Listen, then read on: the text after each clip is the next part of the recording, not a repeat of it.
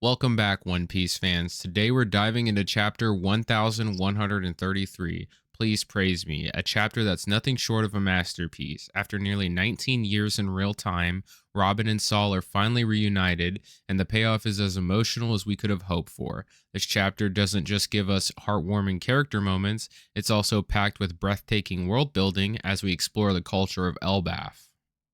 But what makes this chapter truly special is how it balances humor, heartfelt moments, and long awaited reunions. From Luffy choosing to meet Saul over enjoying a banquet to the rest of the Straw Hat crew's teary reactions.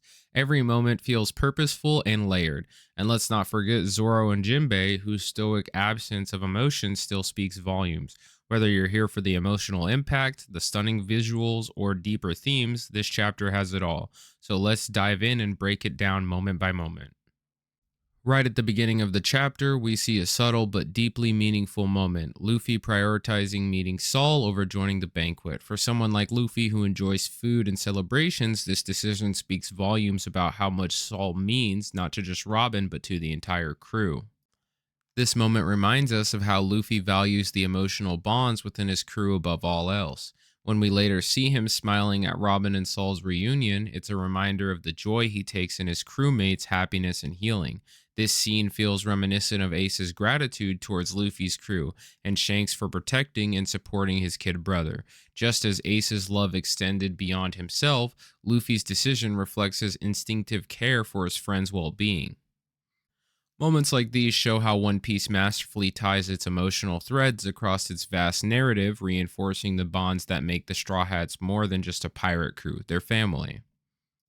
This chapter delves even deeper into Robin's tragic past, introducing new and heart wrenching moments that make her journey all the more poignant. We revisit the events of O'Hara, but this time through a fresh lens, seeing not just Robin's suffering, but also how Spondam's manipulations painted her as a villain to the world. His framing of Robin for the destruction of the marine battleships and evacuation ships is both chilling and infuriating. It sets the stage for the immense hatred and the fear the world directs at her. But the most shocking and heartbreaking addition to her backstory is the scene of young Robin contemplating unaliving herself. This is an incredibly dark moment and one that adds a new depth to her iconic declaration during the Ennie's Lobby arc: I want to live. Knowing that Robin, once on the brink of giving up, makes her eventual plea for life all the more powerful. It's a testament to her growth, her resilience, and the impact of the Straw Hat crew in helping her rediscover her purpose and worth. Other new scenes, like Robin scavenging food from the garbage and secretly adding O'Hara to a map in a bookstore, highlight her loneliness and determination to hold on to her identity. These small yet meaningful acts remind us that even as a child, Robin was fighting to preserve the legacy of O'Hara and her own right to exist.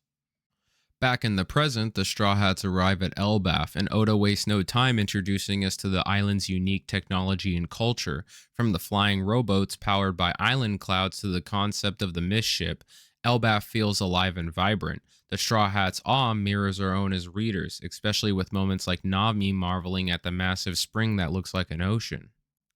Lilith's explanation of Elbaf's harmonious use of nature and technology is a subtle but effective world building moment, showing us how the giants have thrived on this mythical island.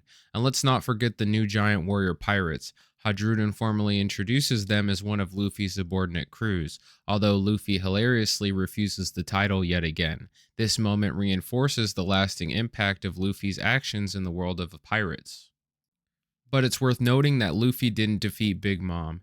Law and Kid were the ones responsible for taking her down during the battle at Wano.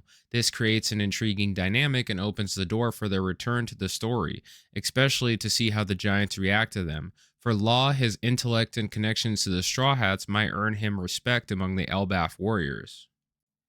Kid's situation, however, is even more layered. Not only did his crew play a pivotal role in defeating Big Mom, but Kid himself was later humiliated by Shanks and defeated with devastating force by Dory and Broggy's Hakaku. The very culture and warriors of Elbaf dealt him a crushing blow. How the Giants will treat Kid upon learning his role in Big Mom's defeat could be fascinating. Will they honor him as a warrior who stood against her, or will his humiliation by Shanks and the Hakaku overshadow that victory?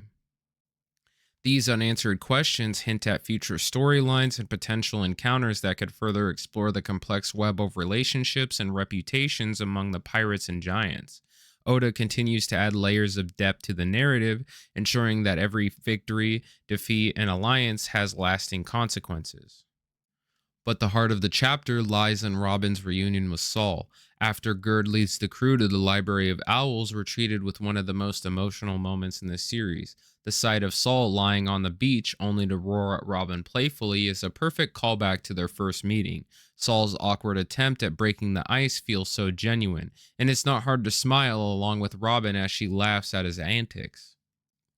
This moment also highlights Oda's masterful use of callbacks. Just 2 chapters earlier in 1131, we were told that Saul had fallen. Naturally, this led many readers to assume something bad had happened to him, creating a sense of tension and dread. Yet Oda flips that expectation beautifully during this reunion, showing Saul face down on the beach not because of harm but as a playful recreation of his first meeting with Robin in chapter 392. It's a subtle yet powerful reminder of how Oda ties the past and present together, layering emotional resonance into moments like these. We also see Saul has physically changed since his last appearance. He's now using a peg leg, likely as a result of injuries sustained during his escape after the destruction of O'Hara. This small but significant detail reinforces the toll that the events of O'Hara took on him, both physically and emotionally. Despite the scars he bears, Saul's spirit remains unbroken, and his playful demeanor toward Robin shows that even after everything, he's still the same person who encouraged her to survive all those years ago. Then comes the emotional gut punch, Robin asking Saul to praise her for surviving. This moment encapsulates decades of her character development. Robin, who once questioned why she should live, now confidently asks for recognition of her strength and perseverance. Saul's heartfelt praise, calling her survival a triumph, is everything Robin needed to hear, and everything we, as fans, needed to see. What makes this moment even more impactful is the sheer length of time it takes to happen. In real life, fans have almost waited 19 years for Robin and Saul to reunite since their first meeting back in chapter 392. That's nearly 2 decades of speculation, heartbreak, and anticipation, all culminating in this emotional payoff. Moments like this are what make One Piece's long form storytelling so rewarding. Their tears, their laughter, and their shared memories create a scene that will undoubtedly become iconic.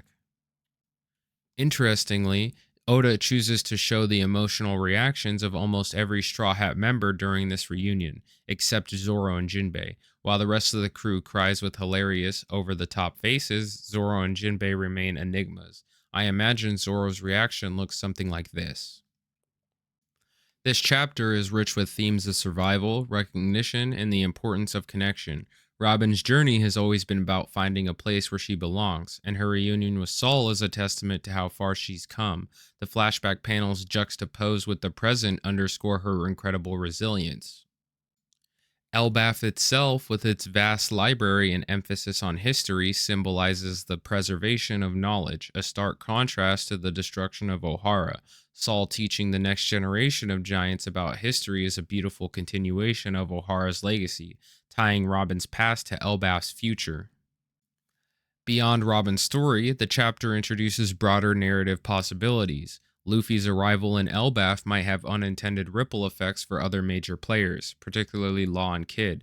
The Giants' reaction to Law and Kid, 2 pivotal figures in Big Mom's defeat, could highlight the complexities of reputation and legacy. For Kid, this becomes especially nuanced given his history with Shanks and Dorian Broggy's Hakaku.